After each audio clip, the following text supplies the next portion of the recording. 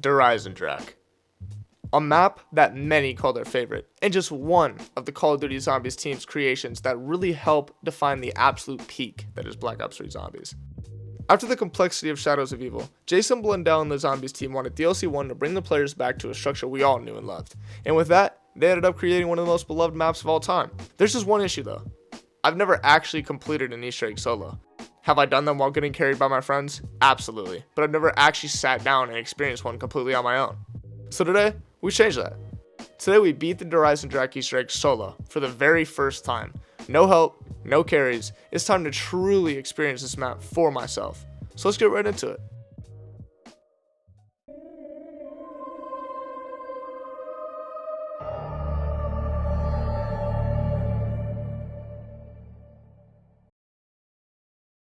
We started things off like any typical Zombies game.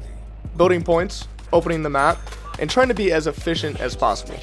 Now this isn't really my first attempt, and I mean it was really not my first attempt.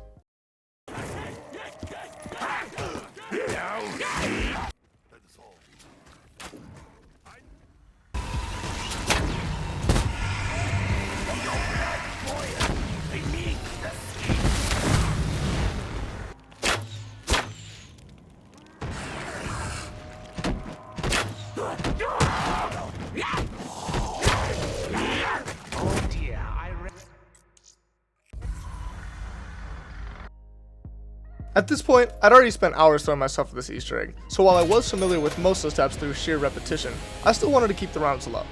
Learning the Easter egg was already challenging enough. The last thing I needed was around 25 zombies and pandas breathing down my neck while I repeatedly tapped back to my sources. Hi guys, Mr. Ruffles here. Our first objective was feeding the dragons. One by one, we got them done, making sure not to waste a single zombie along the way. Once the third dragon was fed, we finally got our hands on the Wrath of Ancients, and now the run actually begins. For the bow, there was only one choice for me. My favorite, the Storm Bow.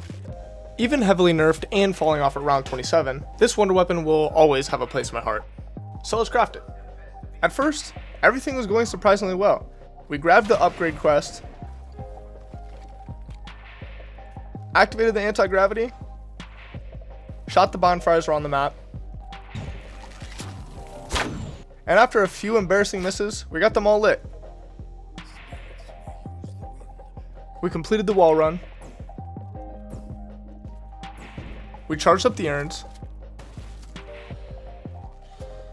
hit the bonfires, and then completed the last soul box, finishing up the bow.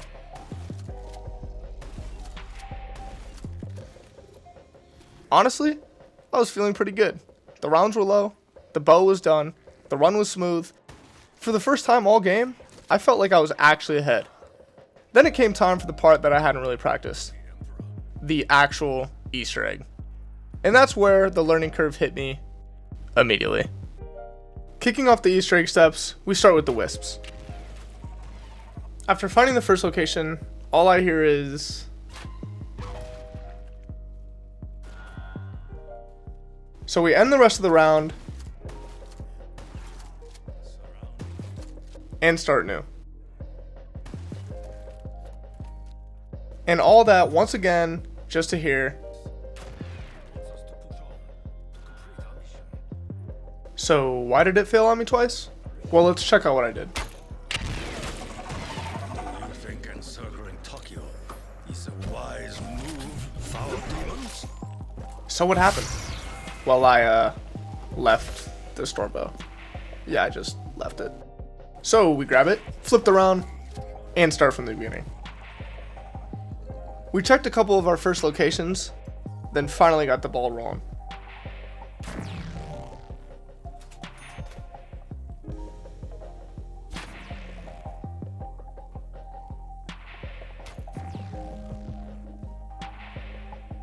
And with our last wisp, we head straight to the teleporter.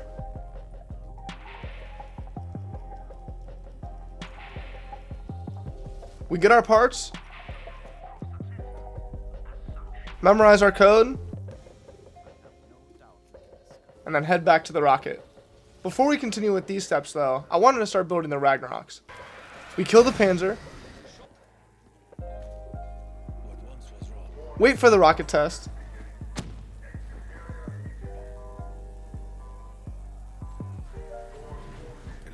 careful. The fire will consume. And just like that, 2 out of the 3 parts are complete. Or abandoned. We head back over to the main map, set the fuses in the death ray, setting it to protect, and activating it to spawn in our 3rd and final piece of the rags. Using the code we got from Dr. Groff, we unlock the safe, grab the tubes, place them to complete the circuit, and then grab the final part of the rags. Back to the death ray, we set it to destroy and start our first Samantha Says step.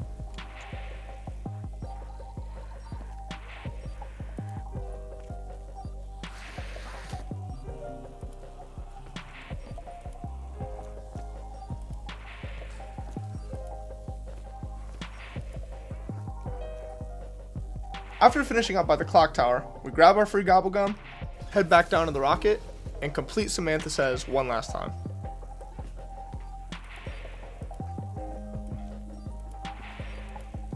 We wrap up our final symbol, head back to main, and bring Dempsey back down to the ground.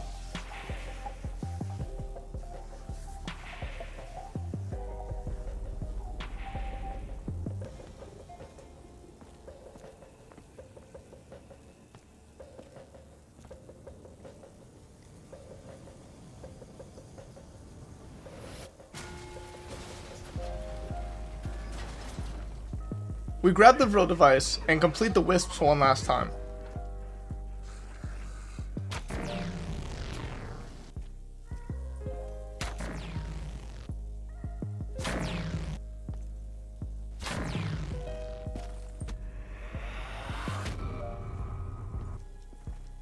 We once again head back to the teleporter, this time grabbing a stone slab for the keeper step.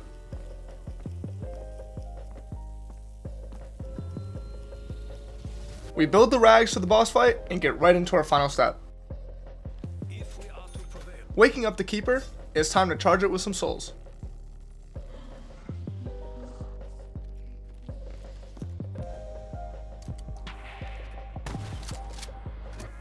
begone, demon spawn. If it is my time to pass into the next life, I shall do so honorably. Not see the you must have this wish to dare touch Tokyo. Three foul beast. Lights in your eyes. For your feeble this opportunity.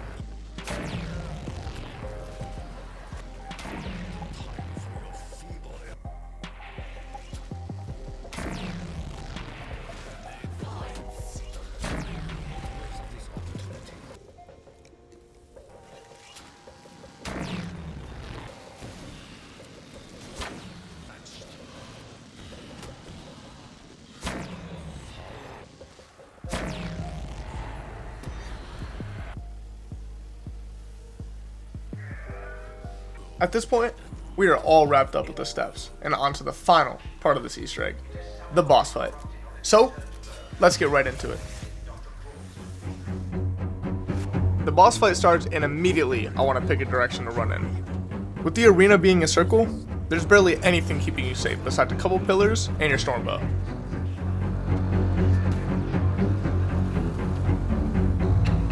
But after waiting on the first round a little bit, I get the prompt to throw down my rags and expose the keeper's weak spot. Making sure I'm placed perfectly in front, the strat is simple, just spam the bow. With the first stage complete, here comes the hard part, the panzers. Picking shots carefully as you always have to move. One by one, they start to drop.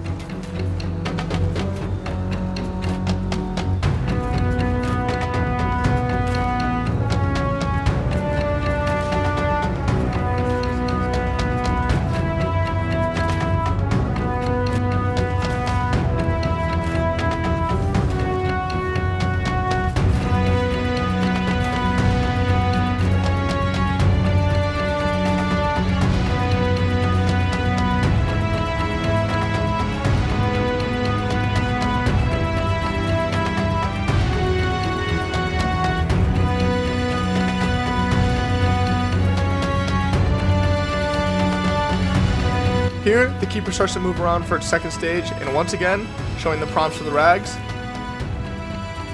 Same as last time, lay into this guy.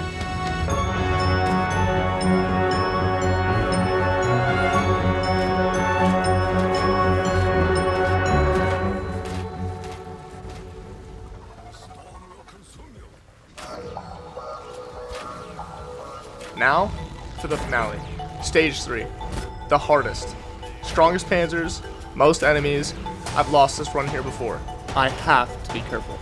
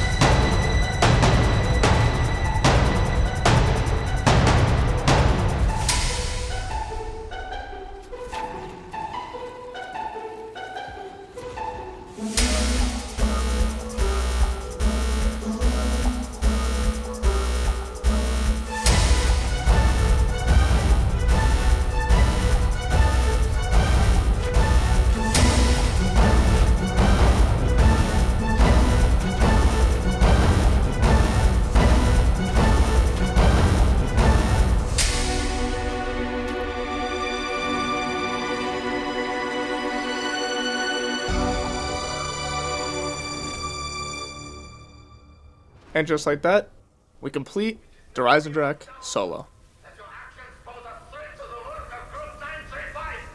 To wrap up this Easter egg once and for all, we activate the summoning key and enjoy this absolute banger of a cutscene. We did it. The first solo Easter egg is in the books. Launch protocol initiated. 30 seconds to impact. You're eating multiple rocket launches. What have you done? You are a fool, Beethoven! Even the destruction of this facility and my own death will not prevent the advancement of our cause. You have stopped nothing! It is as I foresaw. 2 journeys at first, but only one remains. The road is long and dark.